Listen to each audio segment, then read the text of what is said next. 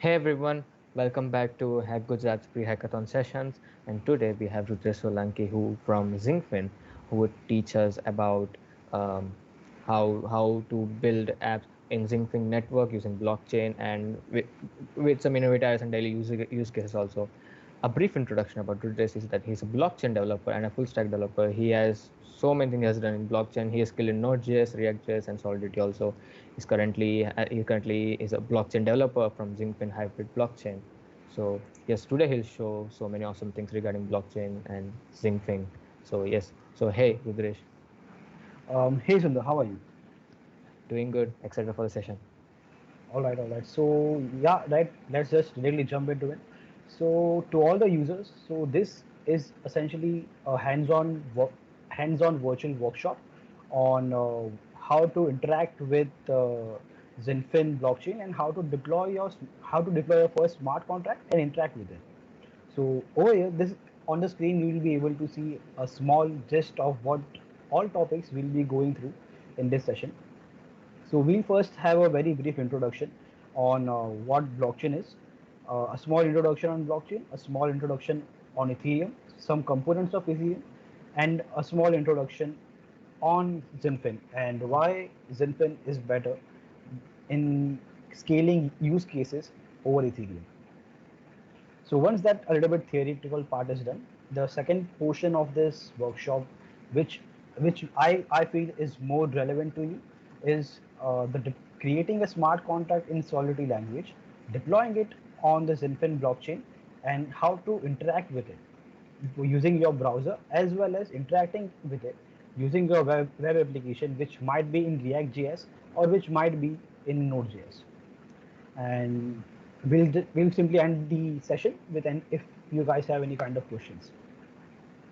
So during the entire uh, workshop, we'll be using some kind of Zinfin tools as well as some code base on as well as some GitHub code bases. So I'll provide you the links to all these tools used in the session and the code bases in the description of the YouTube video.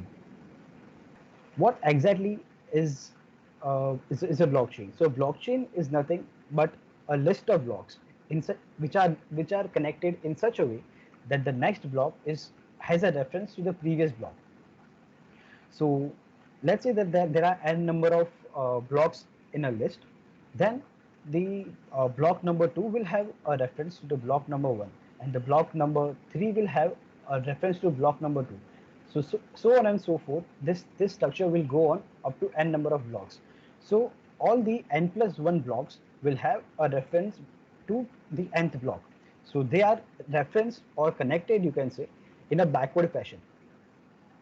So that's this data structure, which is very similar to a linked list, is essentially what consists of a blockchain. Now, this is what you can say the basic data structure of a blockchain is. Now, the block itself has many metadata associated with it. So one of the some of the metadata associated with the block are the transaction hashes, the block hash, block number, and some other data, which might be the timestamp of the block, and so on and so forth.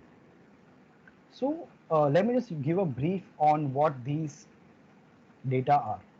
So the block hash is essentially your block identity. So let's say that there is block 1. Now we cannot simply identify a block by a very arbitrary term such as block 1. So for that, what essentially is that is done in a blockchain is that based on the content of the blockchain, like the content includes the timestamp of the block, the block number, then the transactions that are performed in the block, and all the other data. Those data are hashed using a hash function, and the result of the hash function is what we get is what we call a block hash. So that block hash is essentially an identity of the block. So what I mean by that is that the identity of the block is derived from the content of the block itself. So if you change the content of the block, the identity of the block, which is derived from the content of the block, will be changed. and hence changing the reference to the block itself. So what I mean by that is that if there's if there's a hash to a block, and if in some manner the content of the block is changed, then the hash to the block itself will be changed, uh, hence making the reference to the block invalid. So due to this very basic property of hashing the content of the block and deriving a identity for the block based on that is what makes a blockchain tamper proof. So if you think about it, that then the block number 2 has a reference to block number 1. Block number 3 has a reference to block number 2. So if you change the content of block number 1, then the identity of the block number 1, that's the hash of block number 1, will be changed. So the identity that block number 2 points to become invalid because the reference to the block number 1 has been changed. So in this manner, if you even change a single block or a single data inside a block, the the chain will become invalid. So using this very basic principle of hashing of the content and content based derivation of the identity of a block, the blockchain is made to be tamper proof. So that's like your basic fundamental of the data structure of what a blockchain is based on. Essentially, it's a chain of blocks. To summarize it, it's a chain of blocks which cannot be tampered with. But that's a very basic idea of what a blockchain. So like the what the literal meaning of a term is. But in the current scenario, when we talk about a blockchain, it essentially consists of much more than just a chain of blocks. So when we talk about a usual blockchain in the current scenario, then these are the different components which consist of a blockchain. So the blockchain is essentially comprised of 6 components. The first component that we saw was the chain of blocks, which is essentially your linked list type data structure in which the blocks itself cannot be tampered. Then there is a P2P network. So as you might know, that blockchain is a decentralized is a decentralized phenomenon. So what I mean by that is that a blockchain is not a centralized entity. Not a single node or a single computer own a does not own a does cannot simply regulate a complete blockchain on its itself. So for that, what blockchain consists of is decentralized nodes, where each and every node is essentially taking part in the maintenance of the network and adding the new blocks inside the blockchain. So for that, what you need is a P2P network. So this P2P network is one of the components which essentially keeps all the node in sync with each other. Then there is a component of messages. So what messages does is that you can think of messages as a transaction which facilitates the change of the state of a system. So think about blockchain as a computer. So if you want to change the state of a computer, if you want to change some data inside its memory, then you need some input and some instructions along with that input to change the data. So that input is essentially your trigger point, your entry point. So that is what we call the message system. So this message is essentially like your transaction, which facilitates change in the state of the blockchain. Now that state change might be a state of change in the smart contract itself, or some kind of token transfer or coin transfer. We'll come back to that in the later section, like how you can create a state change. Okay, so apart from this, there's also something called some consensus rules. So uh, the So the idea of adding the new blocks into the blockchain is essentially governed by some kind of rules. The reason to do that is that since blockchain is a decentralized entity, anyone can manipulate the data of their own node of, or anyone has a part ownership of the blockchain itself. So they can essentially manipulate their own database or own transaction details. So in order to so essentially in order to create a set of rules which all the nodes should abide by, that is what is the consensus rules are. And the entity or the component which makes sure that these rules are followed inside a blockchain is what is called a state machine. So these are like quite complex and more code level blockchain concepts, and we will not be discussing this in detail. We will be majorly focusing on the implementation part and how you can interact with a blockchain. So apart from this, there's also one very core component, that's the incentivization scheme. So the incentivization scheme is required because since blockchain is an open source, so most of the blockchain they are open source, and it's a decentralized entity. You need a very strong economical structure so that that this blockchain will thrive from the economic perspective. So what I mean by that is that there needs to be some kind of incentive for the miners to act in what you can call a good faith. So if someone is doing an appropriate work, then they need to be rewarded in appropriately in order to maintain the whole blockchain uh, in a feasible manner. So these are some core components of blockchain. Uh, Sundar, do you have any questions right now on this? Uh, no. Currently, the way I explained is very clear. So the doubts that I had, it all went off. So it's fine for me right now. Uh, okay, great. So I think then we'll move on to the Ethereum part over here. So like what Ethereum is, and later on we'll move in the same slide. We'll move on to Zinfin and how Zinfin does it better than Ethereum.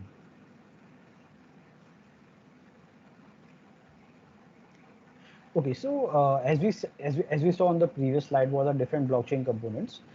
uh, we'll simply, from the Ethereum's perspective, what are the different implementations of these components? We'll just have a very brief overview on that.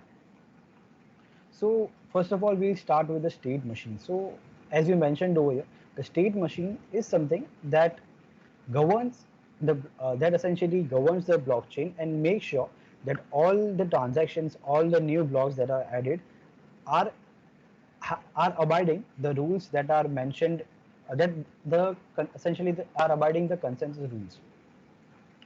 So so in the Ethereum blockchain, you have Ethereum virtual machine as your state machine. So you might be familiar with something like Java virtual machine, where it's what it essentially. I'll just give you a brief on what that is. So it's essentially its own enclosed entity, which which basically governs the transactions and which basically governs the process of adding the new blocks. So what I mean by that is that let's say that you have a smart contract, for example, and you want to deploy the smart contract on the on a blockchain.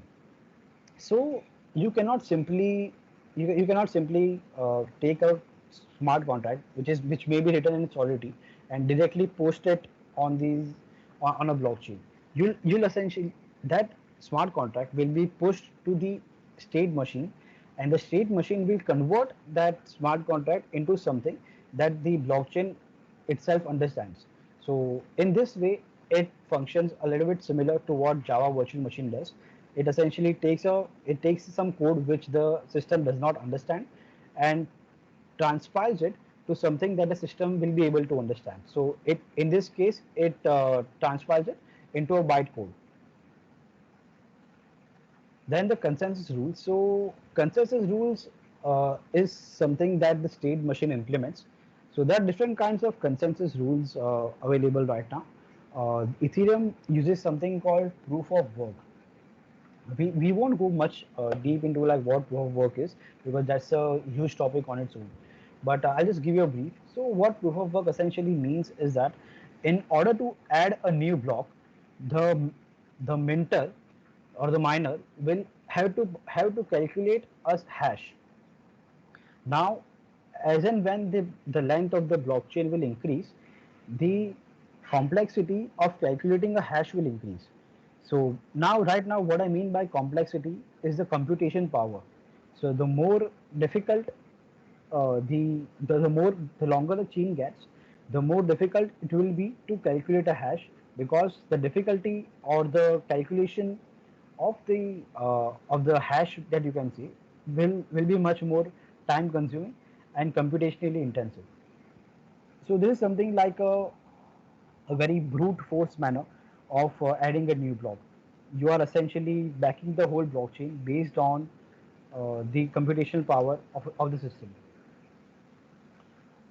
Now the incentivization scheme. So whenever a miner is able to create a new block, they will be able to add the new block, and for that they will be rewarded by ether.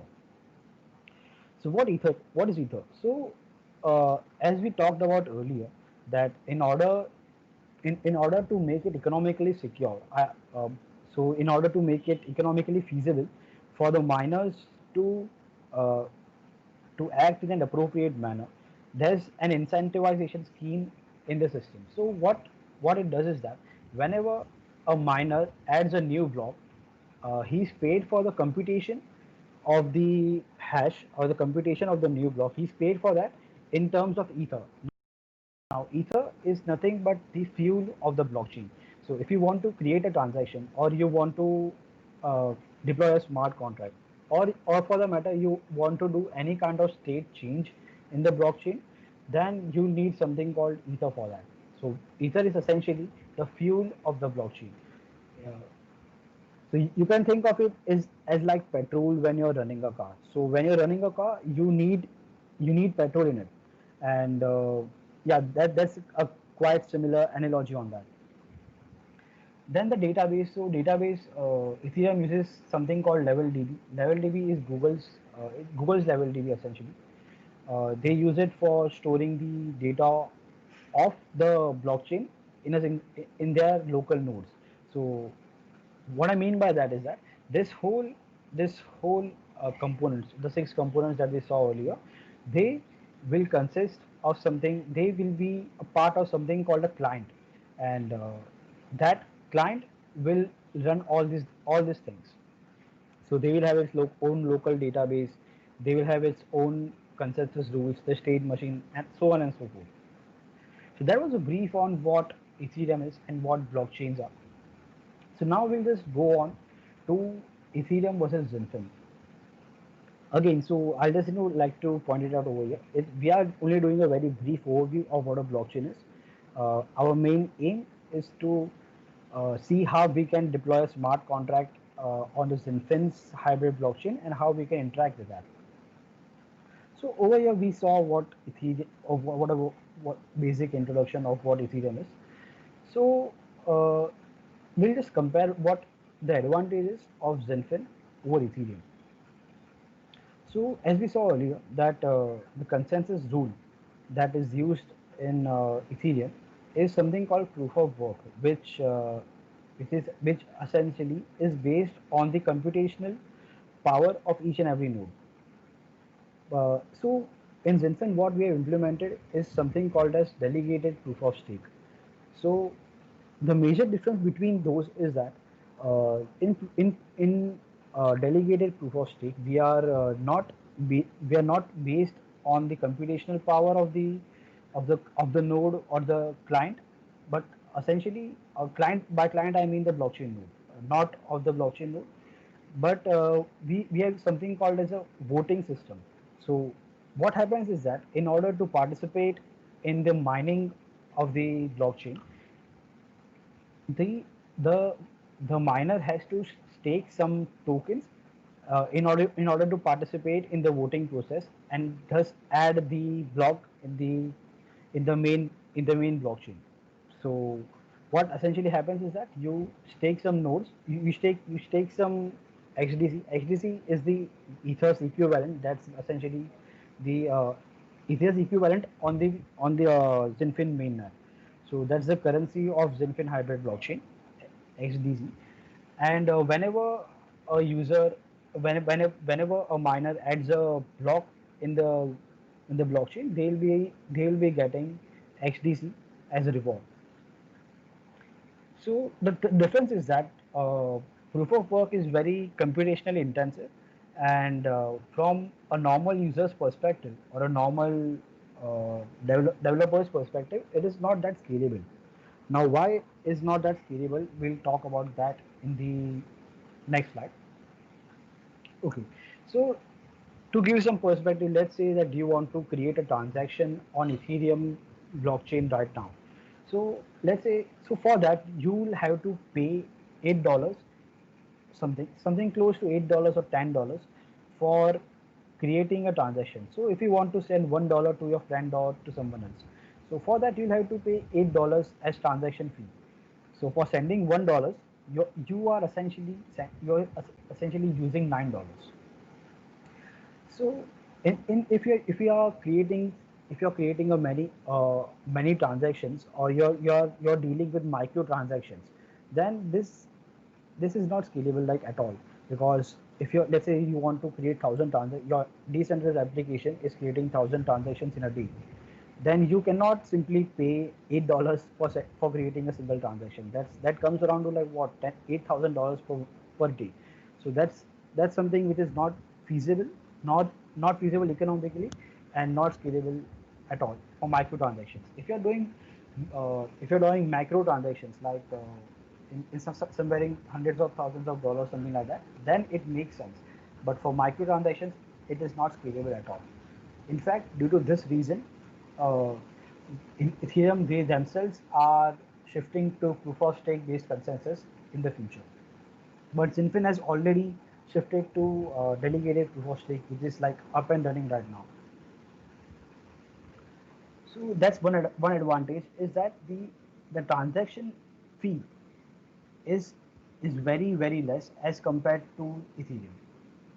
So here it takes about $8. Here you can see it takes about 2 to the power uh, -6 or -7, something like that.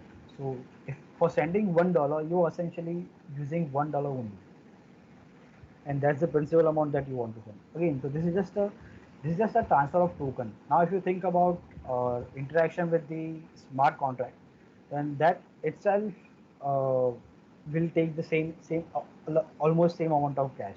So think about it. So if you're like sending if you're sending one transaction to a smart contract, then it essentially is using $8 per call. Now that's not feasible at all.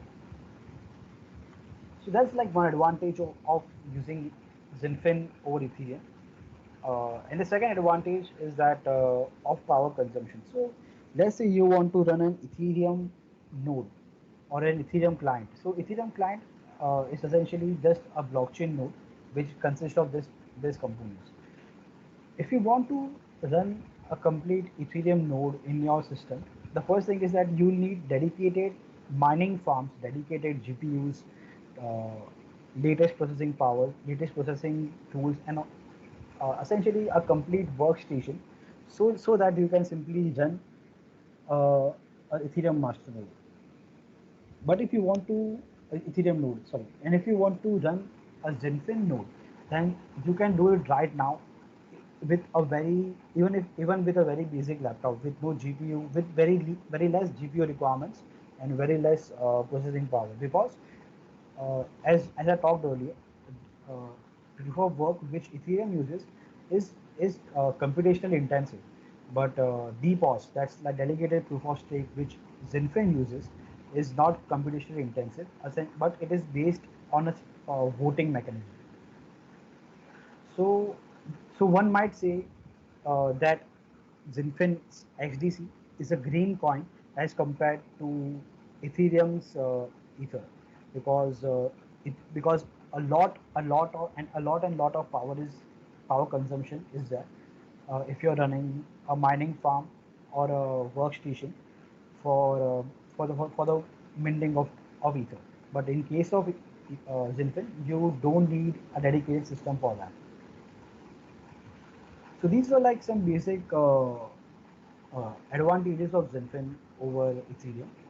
If you want to go in depth on the resources and the depth of the advantages of Zenfin, which can be like increased transaction speed. It I so right now Zenfin has a transaction speed of about 2000 TPS. That's 2000 transactions per second, which is way better than Ethereum's TPS. So you can find this and much more details on the internet or from the site zenfin.org. Uh, so that essentially concludes the theory part of this workshop. So Sundar, do you have any questions on this? I did have so you explained about the smart contract, right? Okay.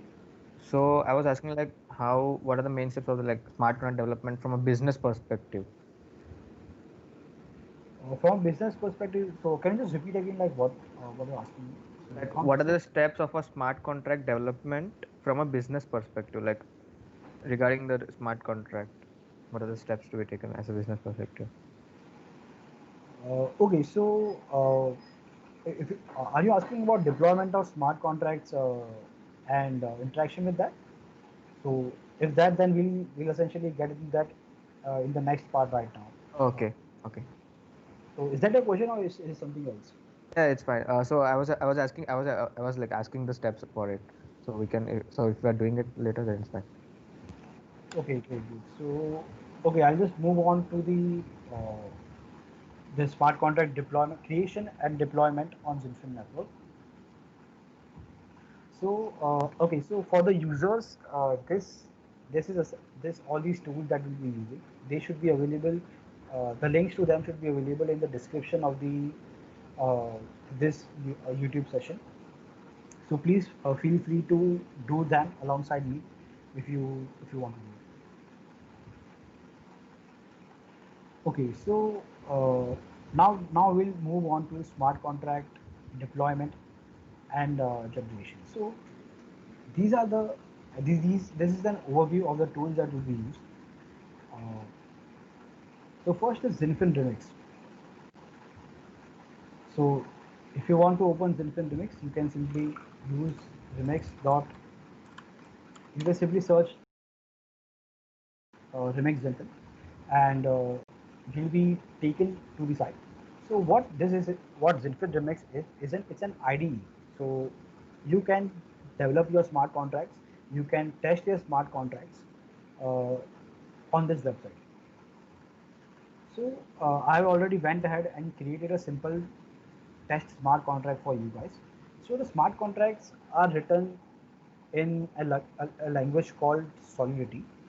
So it's very similar to JavaScript. If you guys are familiar with JavaScript and come from a web development background, so it's very similar to JavaScript. So it has something called it has something like classes. It has something like methods that are present in a class, and the variables that are associated with a class.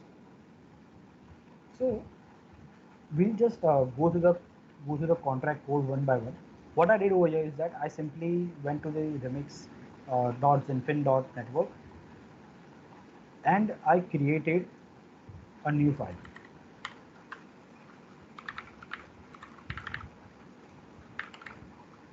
So you can simply create a new file over here. So the first thing that you do after creating a file is you mention the compiler version. Now the reason that we are doing what's the compiler version? So basically the thing is our state machine. So the state machine component of the blockchain, it does not understand dot solidity files or JavaScript files or some another language. all that this understands is bytecode.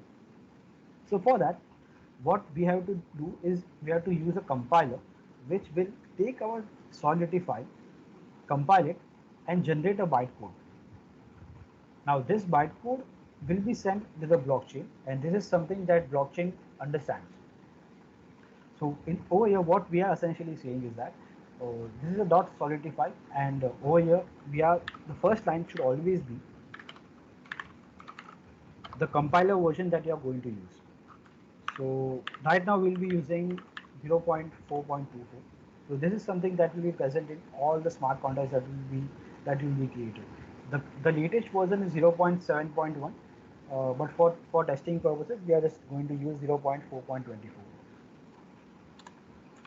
and then I'll simply save it.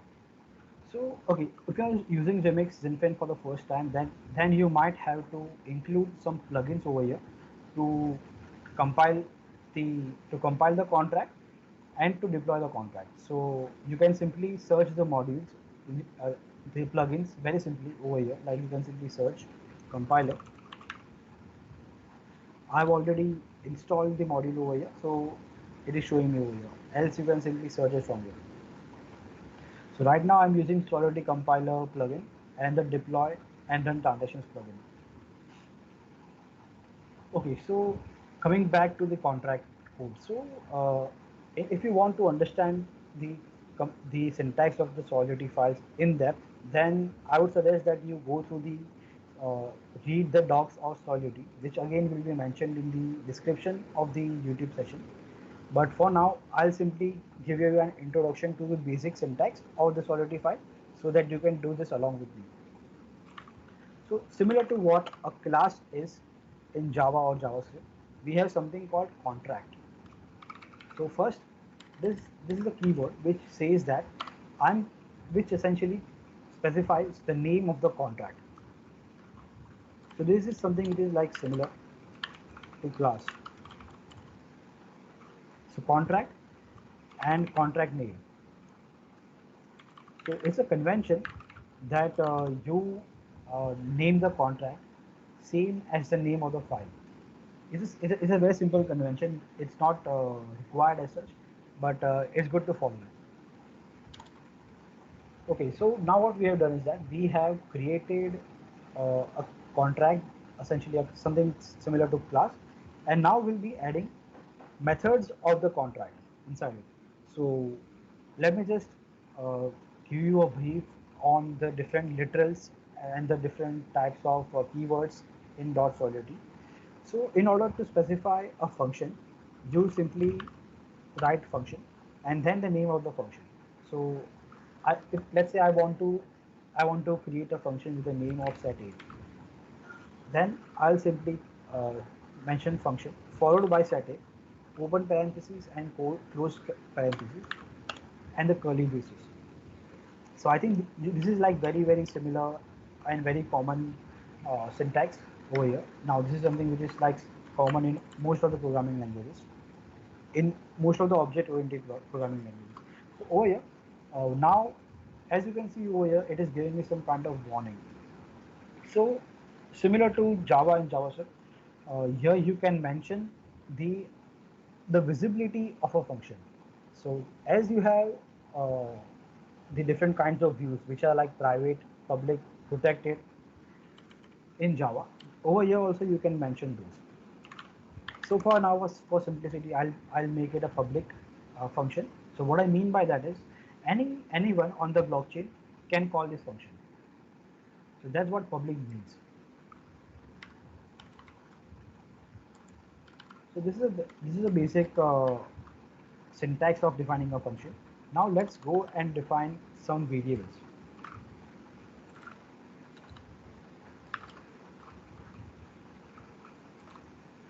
Okay, so in order to define a variable, uh, you so in order to define a variable, you have to mention what kind of variable you want to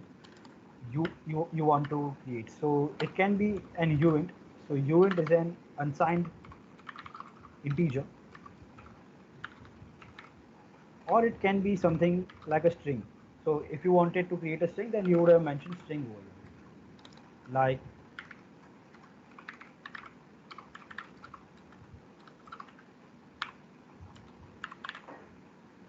Okay, so it's giving me some error. All right.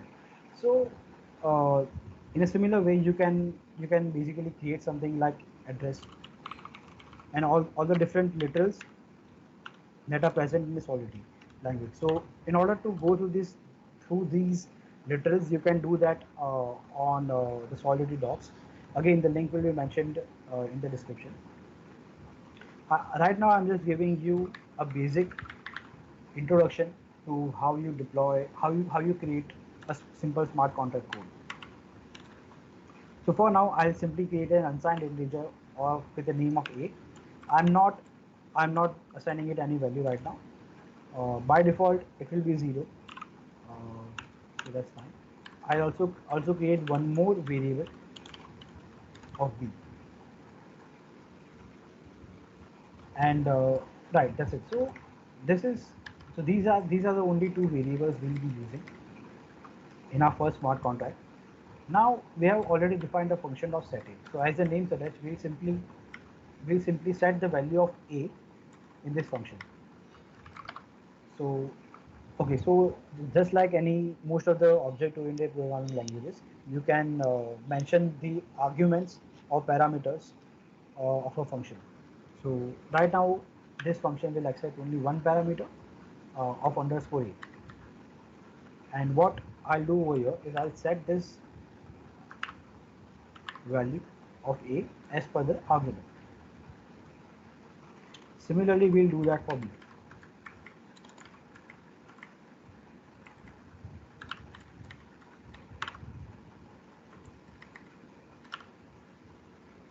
So it's giving me an error because I was using the same name of the function, and obviously you can't do that. Now we have two functions of set a and set b, which essentially will set the value of a and b. Correct. Now we create a very simple function of calculating the sum of these functions, of these variables.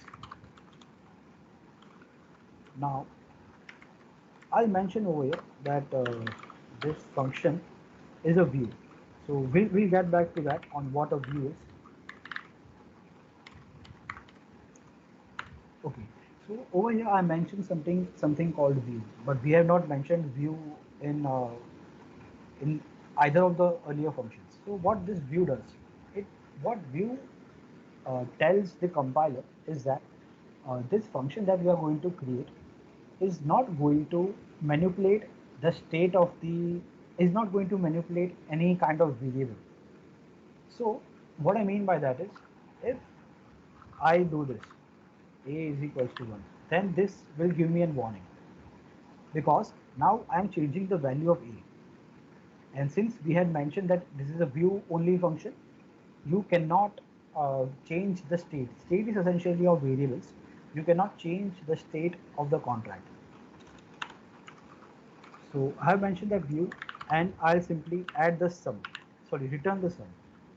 So now, as you can see, it's not giving me any warning. So what we are essentially doing is that we are saying that give me the value of a, give me the value of b, and I'll simply return the addition of those two values. Now, right over here, we are not doing something like unit sync. We are not basically doing a is equals to 2 or something like that. We are not reassigning, or we are not changing the values of the variables. So that's why we mentioned it over here as view. There's also one more modifier that one more view, a kind of a literal that you can use, is that let's say that you don't want to access the state of the function or state of the contract. So over here, what we are doing is that we are accessing the state of the contract, A, which is a reference to the state A, and B is a reference to the state B. But if your function is a pure mathematical function, then you can simply mention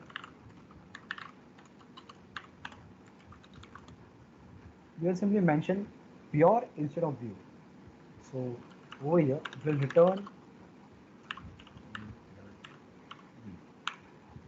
of course, this does not like make a lot of sense, but I'm just trying to show you like the different uh, tags that you can use with the functions.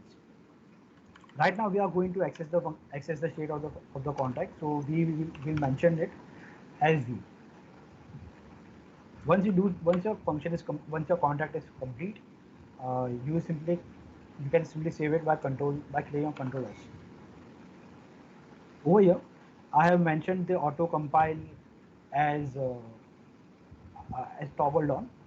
So whenever I make any changes, it will compile it again.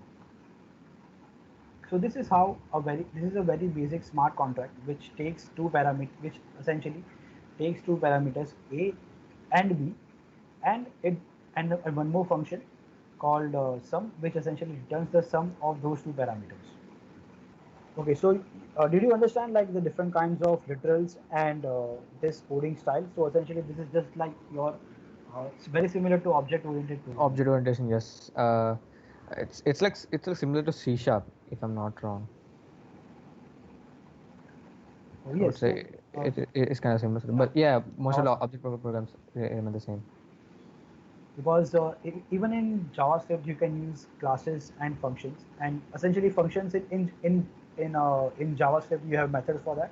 You call them methods. Right now we call it function in Solidity. Okay. Okay. Also, did you like got a grasp of what these are, the modifiers? Because this is again a concept which is like Object mod oriented, yes. oriented programming. You have different You can mention modifiers to functions. Also, you Mhm. can mention modifiers Yeah, from there also. to the variables. So what I'm saying over here is that no one can access only this contract. Only this content. Only this contract will be able to access these This.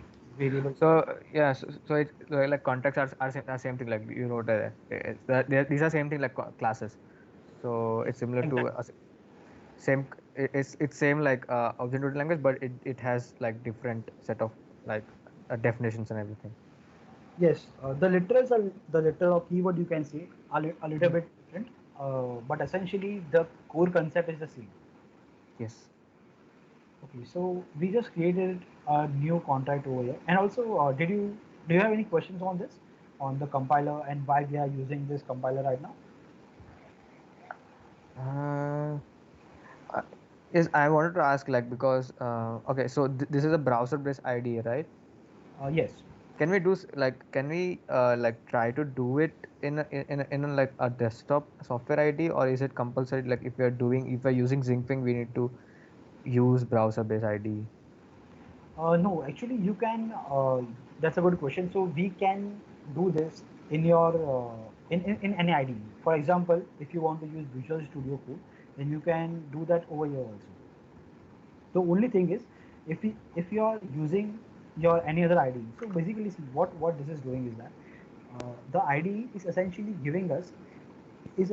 including the compiler along with itself. So Yes. I don't have to mention the compiler or install the compiler in my system. So this compiler version of 0.4.24 is directly available from here.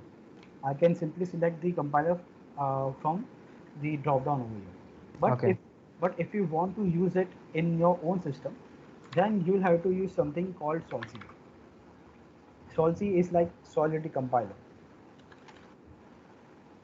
Uh, if you want to brief on that, maybe you can simply Google it up like Solci. So it's a node module. Are you aware Okay. of what a node module is? Yes. Yes, we do. Node.js. Yes. You can simply use this Node.js module to compile the smart contract, because as I said earlier in my earlier slide over here, the blockchain itself, the state machine, it does not understand what .sol is. So Hmm. the blockchain does not know what UINT 256 is. He does not know what a contract is. Yeah. They basically, because they don't have a compiler itself on them, what they understand is simple assembly language code. Hmm. So So they need a compiler and a library related to that. right. So what we are doing is now we are using a language for our purposes. So we are using a language so that we can very easily write human readable code, and then what the compiler will do is that convert this code into something that the state machine understands. Okay. So in the end, I'll show you I'll show you this code and how it is used. So what we'll do is that we have already written the Solidity code. The compiler will give us this value, and using the another tool of called Zinpay or Zinfin, we'll deploy this contract on the blockchain. So since Solidity, this language is something that we are using for code readability purposes, you can essentially use any kind of language that you want. The only thing is that you'll have to provide a compiler, develop or provide another compiler which converts that language into the assembly language code. That which is something that the state machine understands. So even though right now we are using Solidity, you can use any alternatives of Solidity. Now the alternatives are Viper and Serpent. These are also very widely used, but right now Solidity is the most widely used contract for for creating smart contract. Solidity has been like coined a name something like contract oriented language.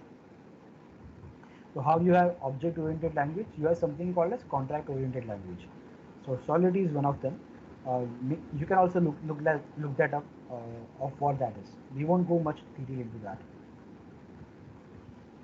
Okay, so do you have any other questions on that? Nope. Everything's all right for now. Okay, so coming back to the question, what you were saying is that if you want to use this in, let's say, Visual Studio Code, then you Yes. will have to do something like this: npm i -c and solc. Okay, once you install that, once you install the dependency, you should be able to compile the code from here. Now, how to uh, how to basically read this code from your file? That's something that you can simply look over there, readme on the GitHub or from the npm website over here. Okay. Okay. Yes. Okay, so that answers your question, right? Yes. Okay, great, great. So, what we have, okay, so coming back to our flow, what we are doing is that we were creating a Solidity file, and now we are going to deploy this on, uh, and now we are going to deploy this on Zinfin on Zinfin network. Sorry, so this is the code that I wrote earlier. It has some other functions as well, but right now we'll simply stick to the code that we created right now.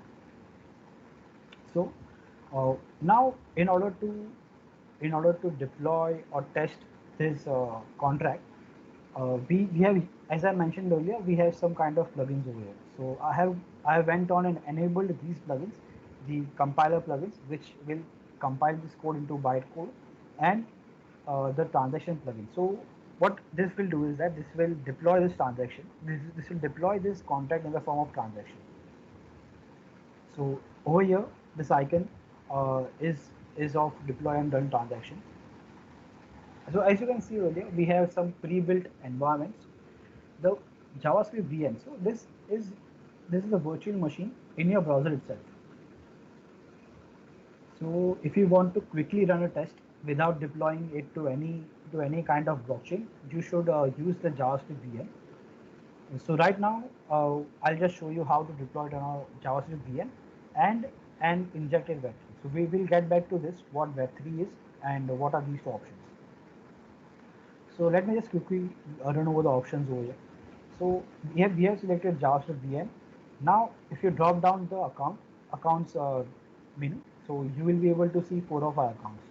These are the pre-funded accounts. So as I mentioned earlier, that in order to create a state change or in order to send a transaction, you need some kind of fuel. So you need some kind of token to sorry, to facilitate that. So that fuel is in Ethereum's blockchain, that's Ether, and in Zinfin's blockchain it's XDC. So that fuel is essentially sent over here. You provide some kind of gas. That's the gas. So so coming back to the example of car and petrol, that's quite similar analogy over here. So the gas over here instead of petrol is your token. That's XDC. So we'll keep the default value. That's about 3 million, uh, and we'll simply click on deploy. Okay, so once you click on deploy, you should have a deployed contracts. In the deployed contract section, you should have a new uh, header, you can see. Let me just expand this. Okay, so over here, if you see here, then there are three functions listed over here. These three functions are only those functions that we had mentioned are public. So you won't be seeing A and B over here. You will only see set A, set B, and sum, because since we have mentioned them to be public, only the users will only be able to interact to the smart contract with the public functions. Okay, so over here, this is essentially a very simple interface in order to interact with the function. So this what? Okay, let me just understand. Like let me just just give a brief on what exactly happened over here. Uh, what we actually did by clicking on deploy is that we, the IDE, created the bytecode for this contract, and it it supplied this bytecode as an input to the to its virtual machine, the virtual blockchain in the browser itself.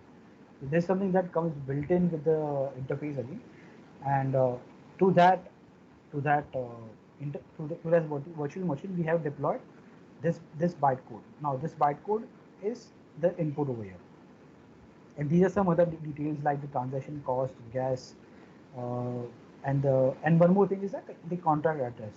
That's the address that is created of the contract. So we will, this is like your identifier of the contract on the blockchain, and if you want to interact with the this smart contract, then you essentially need this address. Okay, now since over here we have a very simple interface, so we should be able to do it. Now here we have not mentioned what A or B value is. We have not initialized it, so by default their values should be 0. So if I click on sum, then it is going to 0 as expected. Now let me just quickly set some value. So you simply add the parameter, what parameter you want, and you simply click on transact. Now I'm setting the A value as 1, B's value as 2. Okay, and all these transactions are being done from my first account. So actually you can use any account because all are pre-funded. Now if I click on sum, then it will essentially return to me the values of A and B. So if you look closely, then there are there's a very major difference between calling a public function without view and calling a function with view. So in these two concepts, in these two functions, the call that you are making will cost us some gas or cost us some HDC, because you are making a change in the state of the smart contract. So you can think of the smart contract as some kind of data which is stored in the blockchain. And in order to change the state of the smart contract, you will have to pay some fees. So when we call set A and set B, we are essentially changing the values of the state of the smart contract, and hence we need to pay some fees for that. And for that, it's highlighted in yellow. But in the sum function, we are not changing the state. We are just reading the state. That means we are just reading the values of A and B, and we are returning. We are performing an arithmetic operation on that. That's like sum of A and B. So that's why if you see over here, then essentially cost some gas. Transaction cost, as you can see over here, but over here there is no such gas.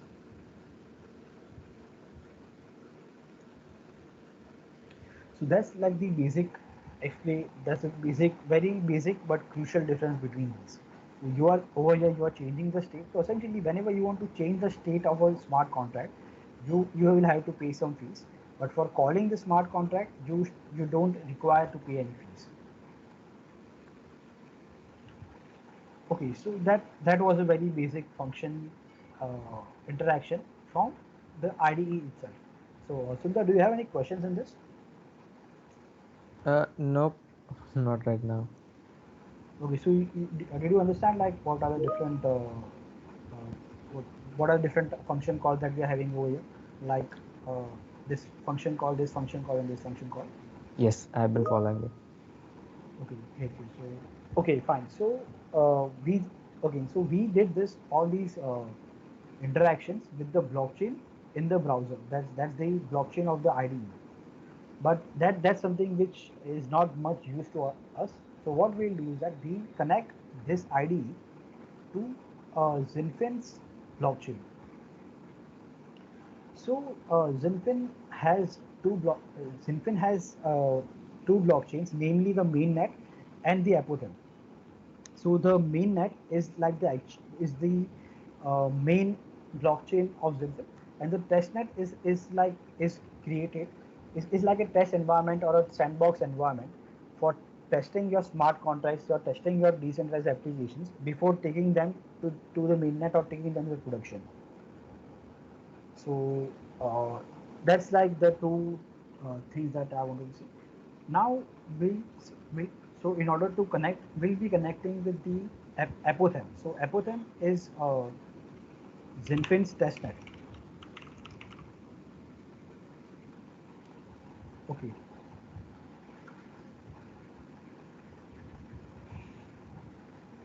So this Apothem.network, that's the Zenfin's testnet. From here, you should be able to get the links to the different links that you might be required. Now, for our purposes, we'll be using something called Blockchain Explorer and ZinPay.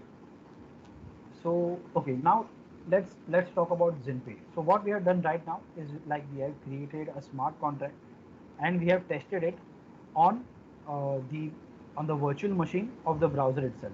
Now we want to deploy this smart contract on the Apothem and that interact with the smart contract on Apothem itself. Okay, so from here you can click on ZinPay. So what exactly is ZinPay? ZinPay is a browser extension for Chrome. I've already installed ZinPay, so it's showing me an option of removing from Chrome. But once you click on ZinPay from apothem.network, you should be able to install it on your browser. Once you have installed it and made some basic setup, you should be able to access it from your extensions. So over here, as you can see, we are shown two different blockchain settings. So one is your Zinfin mainnet, and one is your Zinfin Apothem. So what Zinpay is it is your web wallet for storing and sending tokens or XDC from your browser itself. So right now what I'll do is I'll simply switch to Zinfin Apothem. As you can see, the Zinfin remix has detected a change in the network. Uh, so it's asking me to reload. I will simply reload it. Okay. So it has been reload. Now you just have to select.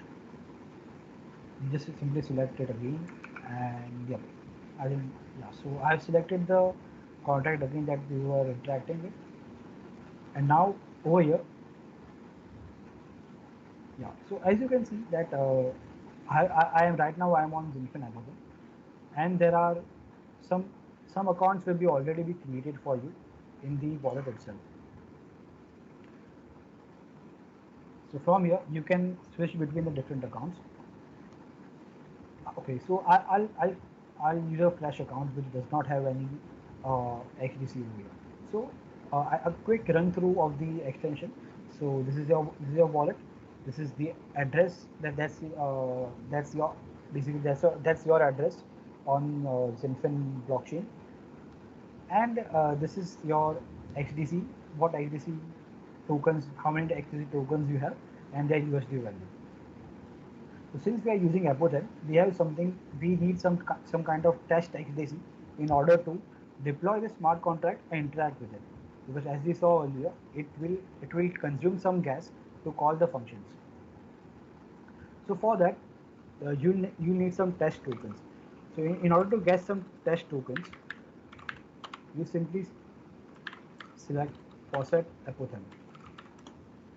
If you simply search Faucet Apothem, uh, you'll be taken to this site, faucet.apothem.network.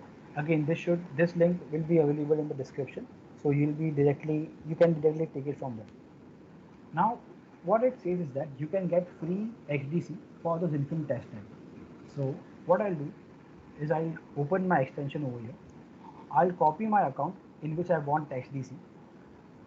I'll paste it and I click on get 1000 XDC. So what it will do is that it will fund my account over here with 1000 XDC.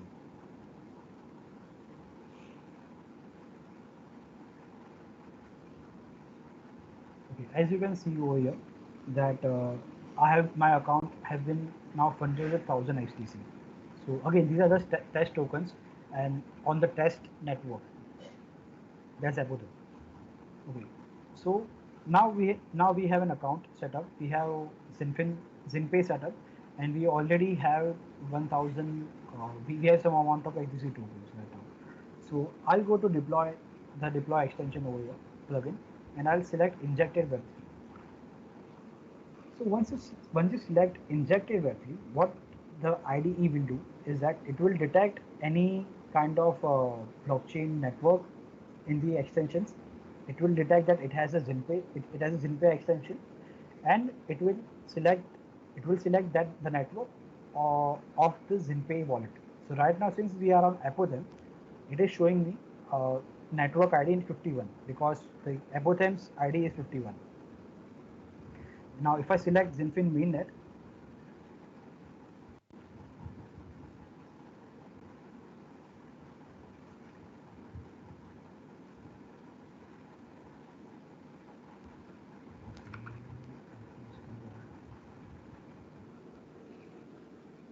so then that is showing me a different ID. So what I essentially wanted you to say is that each and every blockchain has its own ID. So Zinfin mainnet has an ID of 50. Zinfin Apothem has an ID of 51.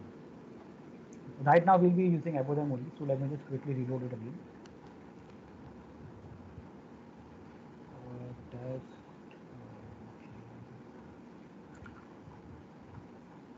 Again, I'll select injected Web3. It will detect the network from here. It's on network 51. That is Apothem. Okay, so now if you click on deploy, then the extension will open and the selected account that was my account number 2. From that account you will be able to deploy the smart contract. So for that you need some amount of tokens, and that's why we funded that account with HDC. I'll simply click on submit.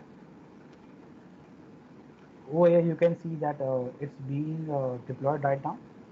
Once it is deployed, you will get a notification. Okay, there it is. And in a similar way, you can interact with the smart contract from here. So if you open an extension of Zinpay, you should be able to see the that you have a contract deployed over here.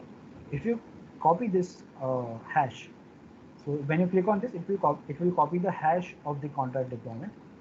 And if you go on explorer.apothem.network, which we got from the apothem.network site, you simply have to paste the transaction hash. Once you do that, what it does is that it fetches all the data associated with that transaction. So, which is the from account. From account is the address is your ZinPay account address, which is here. As you can see, my account address is 3350, and it is showing me that from address is 3350. Here it is the address of the contract that is created. So as I said earlier, the address is nothing but the identifier of the contract on the blockchain itself. And this is my transaction fee. So you can simply see like how small is the transaction fee over here. It is in the scales of 10 power minus 6 USD. Okay, now coming to the interesting part. So if you if you click on if you click on the transaction over here, and you see that there is some input data. So this input data is nothing but the bytecode of this contract. So if you want, you can simply get the bytecode from here itself in the Solidity compiler and the bottom left over here. If you check this and compare it and compare it with the input of this transaction that we got from ZinPay, and it will be exactly same. So that's just, I'm just like trying to show you that what IDE is essentially doing. It is taking this smart contract, it is creating its bytecode, and it is sending that as an input to this transaction. Okay, so now we are on Apothem network, and you can simply interact with these functions using the ZinPay itself. So if I say set A, then it will again trigger the ZinPay to open, and you'll have to send the transaction again. So it was quickly. Also notice how fast the ZinFin network is as compared to a transaction that you're doing on Ethereum or Ethereum's testnet. So because ZinFin has a TPS of close to 2000. I'll again okay now. Okay, one more thing to note is that you call a transact function over here. For that, you had to create a transaction from your ZinPay wallet. But when I clicked on some, I did not have to pay. It did not trigger my ZinPay extension because this is a public function, and it does not require any kind of gas, because we have mentioned that this is a view only function. We are not changing the state of the contract, and thus for simply reading the contract, we do not have to pay the gas fees. That is a transaction fee. So you can. I'll also now set B value over here and submit. Okay. As you can see, I clicked on somebody. It was not updated because transaction was not completed at that point of time. Now it has been completed, so it should update. Okay. So now it is showing the sum properly. So this is how you interact. This is how you create a contract, and you deploy it on ZinFin Apothem using the ZinPay extension. So Sundar, did you follow through, and did you have any questions on this? Uh, Actually, I got a call, so I'm still in the call. So yes, so I need to, I think I missed that totally. I'm sorry if you don't mind, because I need to take this. So wasn't able to like catch up everything. Okay, fine. So just cut this part of them Yeah. of being on a call, because then it will look Alright. weird. Okay, so Yeah, right yeah. now you are over here, or you are on the call. I just still take the call. Like he's on hold. Okay, then I'll just continue. Yeah. And okay, just one thing. Can you just send me the edited clip by tonight, maybe, so we Yes, can just. I'll do that. I'll sit tonight and cut it and send it to you. I'll first review with you and then upload it. Okay, great. Then I'm essentially moving on to the last part of this section. Okay. That's basically the interaction without the ID. Okay. So okay, then I'll just continue with that. Yes. Yes. Okay, so now we saw how to interact with the smart contract using the ZinFin IDE along with ZinPay. That's the ZinFin's wallet. But for most of you, for most, so this IDE is solely for testing for creating a smart contract and testing it in real time in a very fast manner. But if you want to interact with this smart contract that we just deployed using your application, then how will you do that? So for that, you need to use something called XDC3. So XDC3 is a Node.js library uh, it's an open source Node.js library of Zinfin, and you should be able to get that from the npmjs.com. Okay, so what it is essentially a node module. So let me just give a quick overview of the system right now, of what we have done and what we are going to do. So what we have done is that we have created a smart contract using Remix. We have interacted with the smart contract using Zinpay, and we have deployed the smart contract on the test network. Now we want to interact with the smart contract using a web application, and right now we will be using uh, Node.js server for that. But you can essentially do it in the client if you are using React.js or something or some other language for that matter. All you need to do is integrate this library in your function.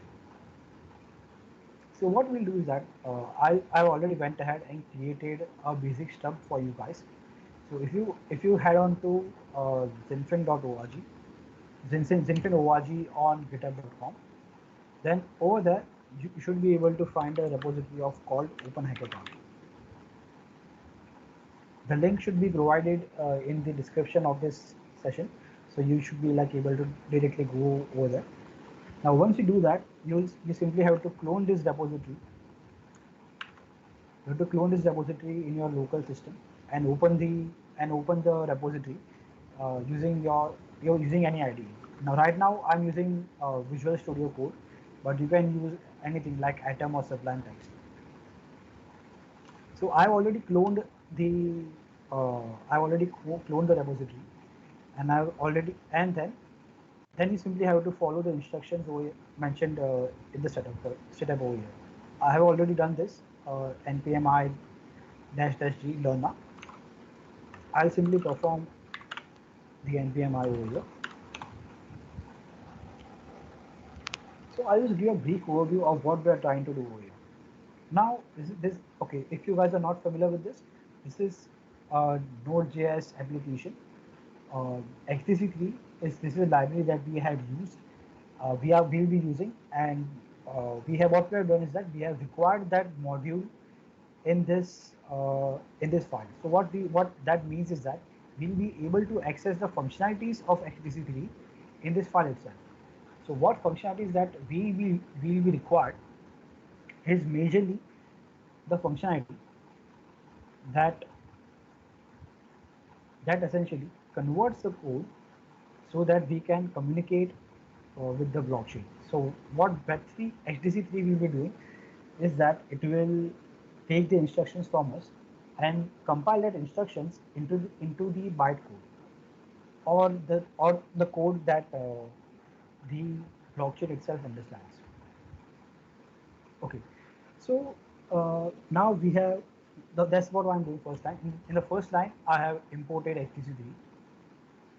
Then okay, so now what we are going to do is that we need to supply the source code of the contact they want to interact with. Now how to get that? If you open your IDE, then in the compile section you should have a tab over here saying called ABI. So what ABI is that? Uh, ABI essentially stands for Application Binary Interface. Now what that means is that in order to communicate with the blockchain in terms of bytecode, the library HTC3 it needs to have an overview of the functions of this contract. So that's what this ABI is.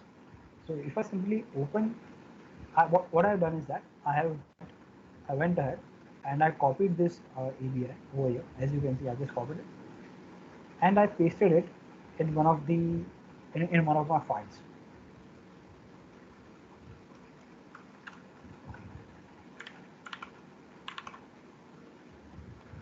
Okay, so this is what an ABI is. So as you can see, it is simple JSON. This is my ABI. This is where it ends. And it is simple JSON which is saying the name of the function and what are its inputs, and if it has any outputs, then what are its outputs. So this is something that you don't have to worry about, and you'll be able to get it directly from the RDE itself. So once you have the ABI, what you'll do is that to you'll connect to the blockchain network. So how to connect to that is we'll be using one of the functions of the library, that's like HTC3 dot providers dot HTTP provider. Now this endpoint, it is this endpoint is something that blockchains provide in order to connect with them. So right now we are connecting with the RPC endpoint of blockchain now, and then we are mentioning the contract address. So contract ID is something that you can directly paste it from here. That is the contract address of the contract that you just deployed. So let me just update it. Okay, it is not copy.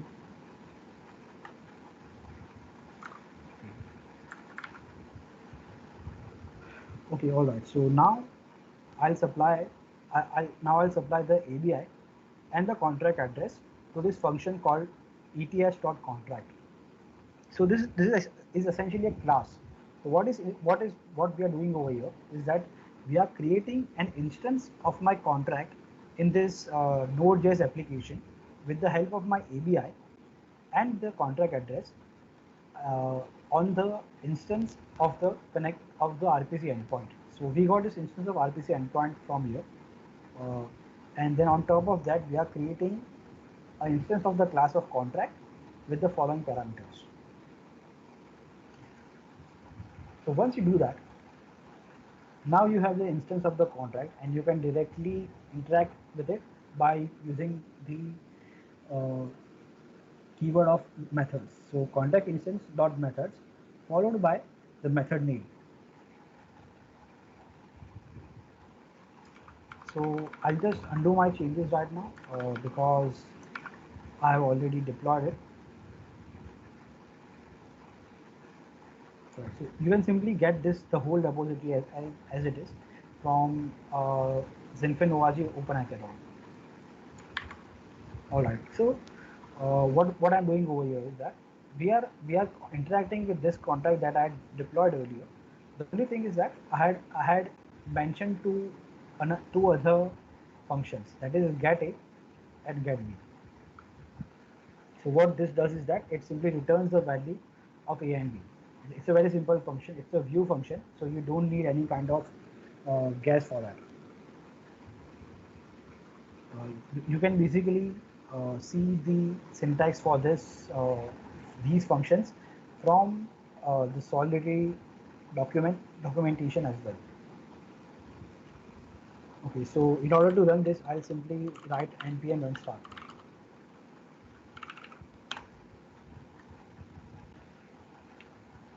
Okay, so it is giving me the value of A and B. Now this is the contract that I created earlier. So let me just quickly interact with that. So what I'll do is that I'll simply get that address.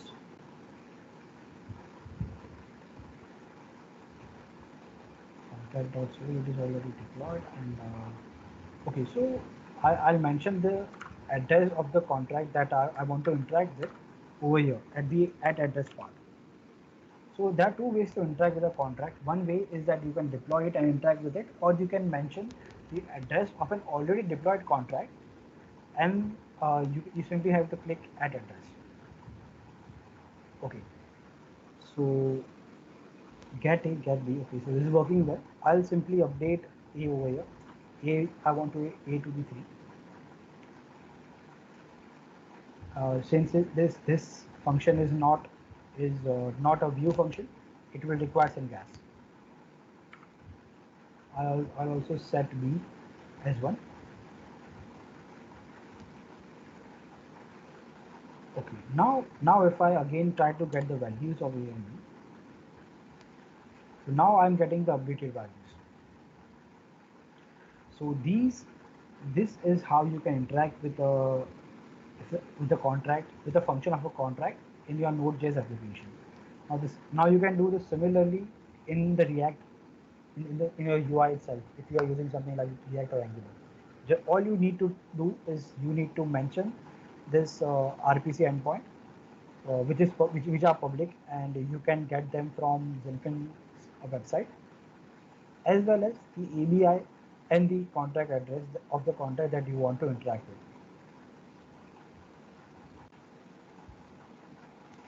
So if you want to just an overview of the system, and this is how it is. You have a JS application. You interact with the blockchain using the HTTP library from npm.js.